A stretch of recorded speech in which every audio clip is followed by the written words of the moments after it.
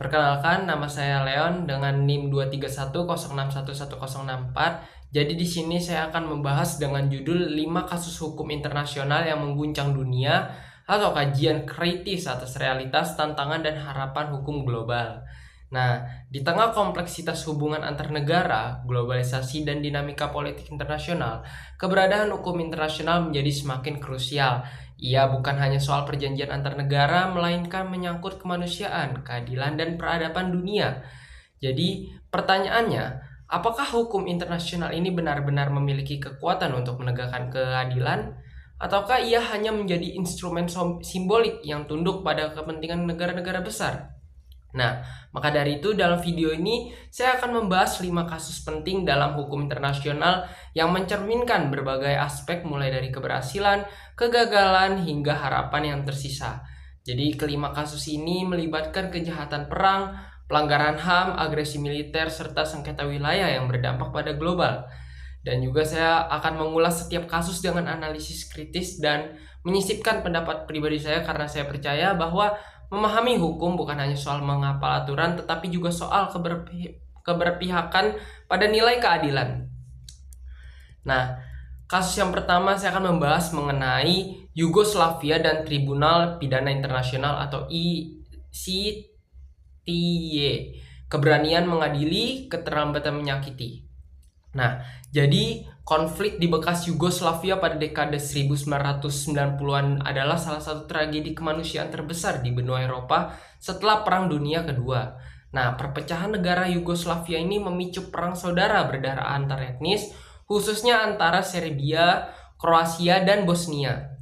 Nah, dalam konflik ini terjadi kejahatan luar biasa, etnis cleansing, pemerkosaan massal, kamp konsentrasi, dan pembantaian warga sipil. Nah, salah satu peristiwa paling tragis adalah genosida Srebrenica yang menewaskan lebih dari 8.000 pria dan anak laki-laki Muslim Bosnia.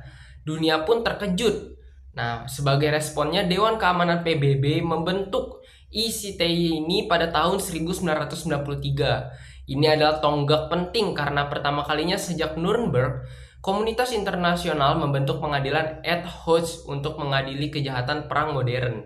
Nah, Slobodan Milošević, presiden Serbia saat itu, menjadi salah satu terdakwa utama.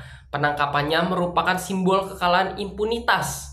Namun proses hukumnya begitu panjang, berlarut-larut, dan pada akhirnya tragis. Nah, Milošević meninggal di dalam tahanan sebelum putusan ini dijatuhkan. Dan menurut saya, meskipun ICTY menunjukkan komitmen hukum internasional dalam menghadirkan keadilan, kegagalan menyelesaikan proses hukum terhadap tokoh utama seperti Milošević melemahkan dampaknya secara moral. Hal ini menunjukkan bahwa lembaga internasional perlu lebih efisien, responsif, dan mendekatkan proses hukum pada para korban. Lalu keadilan yang ditunda terlalu lama pada akhirnya menjadi keadilan yang ditolak oleh waktu. Dan masuk ke kasus yang kedua, Israel, Palestina, dan kekosongan penegakan hukumnya. Jadi, konflik antara Israel dan Palestina adalah salah satu konflik terpanjang dan paling menyedihkan dalam sejarah yang modern ini. Berawal dari pendirian negara Israel di tanah Palestina pada tahun 1948, konflik ini terus berkembang dalam berbagai bentuk: perang terbuka, penjajahan wilayah, blokade, pengusiran warga, hingga pembangunan tembok pemisah di wilayah pendudukan. Nah, pada tahun 2004, Mahkamah Internasional atau ICJ mengeluarkan opini hukum yang menyatakan bahwa pembangunan tembok pemisah oleh Israel di tepi barat adalah pelanggaran terhadap hukum internasional. Nah, ICJ menilai bahwa tembok tersebut melanggar hak warga Palestina atas kebebasan bergerak, akses ke sumber daya, dan hak atas tanah. Namun, opini tersebut hanya bersifat advisory atau tidak mengikat, dan Israel menolaknya secara terbuka dengan dukungan dari negara-negara sekutunya. Hingga kini, tembok itu tetap berdiri dan penderitaan rakyat Palestina terus berlanjut. Saya pribadi merasa bahwa ini adalah kegagalan hukum internasional yang paling menyakitkan. Bukan karena tidak ada aturan, tetapi karena tidak adanya keberanian politik dari komunitas internasional untuk memaksa penegakan aturan tersebut. Nah, Kasus ini menunjukkan bahwasanya hukum internasional seringkali menjadi lemah ketika berhadapan dengan kepentingan strategis negara besar. Keadilan menjadi relatif tergantung siapa yang menjadi terdakwa dan siapa yang mendukungnya. Inilah ironi hukum internasional. Ia kuat terhadap yang lemah tapi lemah terhadap yang kuat. Lalu masuk ke kasus yang ketiga, Laut Cina Selatan, Filipina versus Cina. Kemenangan hukum yang diabaikan. Nah, Laut Cina Selatan adalah kawasan strategis yang diperebutkan oleh banyak negara Asia Tenggara, terutama karena kekayaan sumber daya alam dan jalur perdagangan internasionalnya. Namun, sejak lama, Tiongkok mengklaim hampir seluruh wilayah laut ini dengan dasar Nine Days Line atau klaim historis sepihak yang tidak diakui dalam hukum laut internasional. Nah, pada tahun 2013, Filipina membawa sengketa ini ke Permanent Court of Arbitration atau PCA, dan pada tahun 2016 PCA menyatakan bahwa klaim Cina tidak memiliki dasar hukum dalam UNCLOS atau United Nations Convention on the Law of the Sea. Putusan ini sangat tegas. Cina dianggap melanggar hak berdaulat atas wilayah lautnya. Tapi apa yang terjadi setelah itu? Cina menolak hasil putusan dan terus melakukan reklamasi, membangun pulau buatan dan memperkuat kehadiran militernya di wilayah sengketa.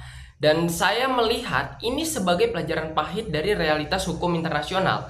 Sebuah negara kecil seperti Filipina bisa menang secara hukum tetapi kalah dalam politik dan militer. Hukum internasional di sini tampil sebagai alat perlawanan moral, tapi sayangnya tak cukup kuat untuk mengubah realitas. Mungkin tanpa dukungan kolektif dari negara-negara lain dan mekanisme enforcement yang jelas, putusan pengadilan hanya menjadi arsip saja. Masuk ke kasus yang keempat, yaitu genosida Rohingya, suara keadilan dari negeri kecil. Jadi, tragedi kemanusiaan kembali terjadi pada etnis Rohingya di Myanmar. Mereka mengalami pengusiran massal, pembakaran kampung, kekerasan seksual, bahkan pembantaian. Sebagian besar dunia diam atau hanya menyatakan keprihatinan tanpa tindakan yang nyata. Yang mengejutkan, pada tahun 2019, Gambia atau negara kecil di Afrika mengajukan gugatan ke Mahkamah Internasional terhadap Myanmar berdasarkan konvensi genosidanya. Lalu, gugatan ini menggemparkan dunia dan menjadi simbol harapan bahwa keadilan bisa datang dari mana saja. Lalu dalam sidangnya, Aung San Suu Kyi yang dulu menjadi simbol perjuangan demokrasi justru membela negaranya dan menyangkal tuduhan genosida.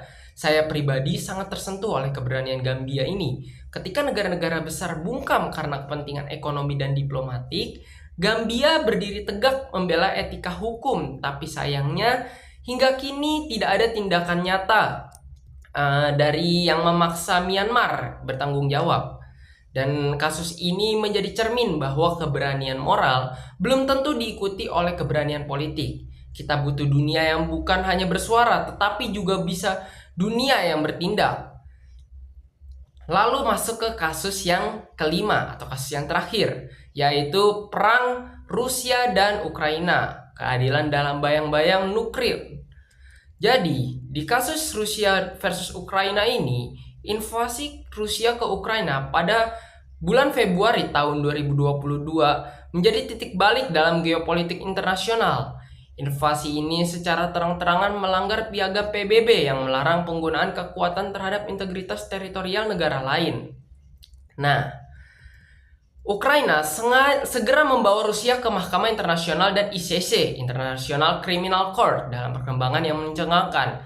ICC mengeluarkan surat perintah penangkapan terhadap Presiden Vladimir Putin atas dugaan kejahatan perang, khususnya deportasi anak-anak. Tetapi Rusia menolak yurisdiksi ICC dan tetap melanjutkan agresinya. Lalu dunia terbagi, sebagian besar Eropa dan Amerika mendukung Ukraina, sementara banyak negara global South memilih netral. Menurut saya ini adalah ujian terberat hukum internasional saat ini. Mengapa? Karena kita menyaksikan bahwa ketika lembaga hukum bekerja, hasilnya bisa menjadi simbolik saja jika pelakunya adalah negara berkekuatan nuklir. Tapi saya juga percaya bahwa langkah ICC ini tetap penting. Yang menunjukkan bahwa hukum internasional tidak boleh diam bahkan ketika tahu bahwa hasilnya tak bisa langsung diimplementasikan. Setiap catatan hukum adalah dokumentasi sejarah dan peringatan moral bagi masa depan. Nah, dari semua kasus yang telah kita bahas, kita bisa menyimpulkan bahwasanya hukum internasional ini bukan alat yang sempurna. Ia bukan seperti hukum nasional yang bisa langsung ditegakkan dengan polisi dan jaksa. Tapi hukum internasional adalah kesepakatan moral umat manusia yang menjadi refleksi dari nilai keadilan yang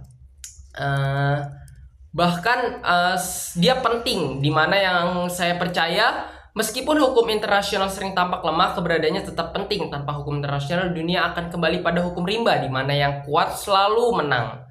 Terima kasih sudah menyimak penjelasan saya, kurang lebihnya mohon maaf. Terima kasih.